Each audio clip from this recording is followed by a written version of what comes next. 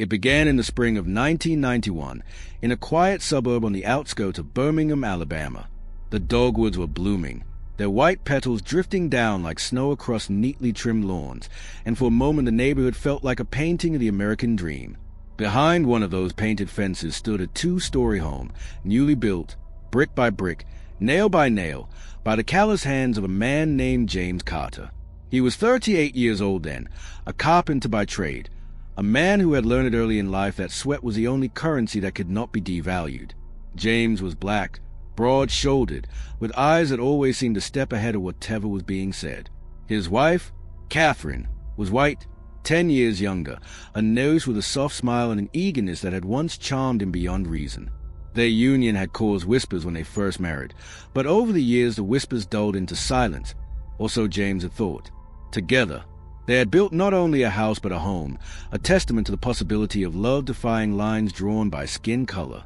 But the betrayal that would follow was as unthinkable as it was cruel. It began with papers, folded neatly into an envelope, delivered by a deputy sheriff. James thought at first it was a mistake, a court summons addressed to him, demanding that he vacate the very home his own hands had raised from the ground. Katherine's name, not his, was written in heavy ink across the petition for sole ownership. The date stamped on the order was only a day old, but the machinery behind it had been moving quietly for months. The unusual nature of the event struck James immediately. He had never received notice of a hearing. No summons, no phone call, not even a letter lost in the mail. Yet here was an order signed by a county judge, declaring that the house was Katherine's alone. He laughed at first, thinking it impossible. His name was on the deed. His bank receipt showed years of payments for lumber, tile, and roofing. Even the mortgage company addressed letters to James Carter, primary owner. The inconsistencies were glaring, so glaring that James was sure the court would laugh it out of the room. But when he walked into the courthouse a week later, it was James who was laughed at. In the courtroom, Katherine sat on the opposite side, her hair pulled back, her eyes cold. The woman who once knelt beside him in sawdust, passing him nails and laughing at his jokes, now avoided his gaze. Her lawyer, a sharpshooter man with a reputation for exploiting loopholes, rose to speak. He argued that Katherine had funded the down payment from her savings account, that James had pressured her into marriage, that the house was meant to be his all along. None of this was true, but the judge barely looked at James. His words slid off the bench like rain on stone. Each time James tried to object, he was silenced. Each time he reached for proof, the court clerk shook her head, saying it had not been filed correctly. He left that courthouse stripped of dignity, told he had 30 days to vacate. The neighborhood was stunned. James had built the house in plain sight. Everyone had seen him on ladders, his shirt drenched in sweat, his back bent over with planks. Some neighbors even helped, yet none dared speak on his behalf. The unspoken truth lingered in the air. James was black, Katherine was white, and in that courtroom, her word outweighed his sweat, his papers, even his rights. The inconsistencies grew more bizarre as James began digging. The property deed, once filed jointly, now listed only Katherine's name.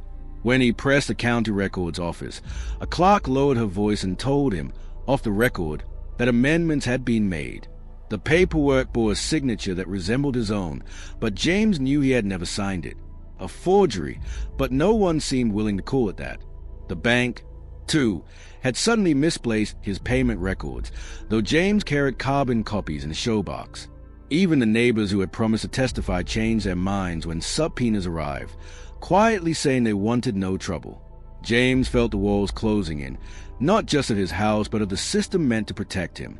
Katherine had become a stranger, colder with each passing day. Rumors swirled that she was involved with another man, a police officer with ties to the judge. James dismissed it as gossip, until he saw the man himself leaving his driveway late at night. That was a twist that cut deeper than any betrayal.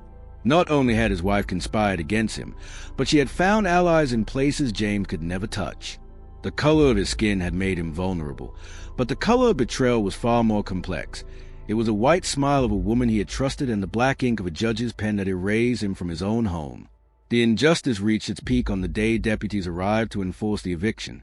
James stood on the porch, keys in his hand, as if the act of holding them would tether him to what was his.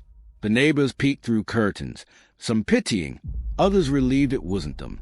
He walked away with nothing but a duffel bag and the heavy ache of knowing that every board in that house had passed through his hands. He slept in his truck that night, parked only a block away, staring at the windows that no longer belonged to him. But James Carter was not a man to fold. The betrayal had lit a fire in him that even the coldest court could not quench. He found an ally in a civil rights attorney named Harold Jennings, a graying veteran of battles against systemic bias. Jennings believed him from the first handshake. He gathered the showbox of receipts, the forged deed, and the testimony of a clerk willing to risk a job by admitting irregularities. Jennings filed a federal suit, not just against Katherine, but against the county court itself for violating James's 14th Amendment rights. The case made local headlines, then national ones. Black man denied his home by all-white court, the newspapers read. The words carried weight that the county could not ignore. The courtroom looked different the second time. There were cameras, journalists scribbling notes, and activists seated in the gallery.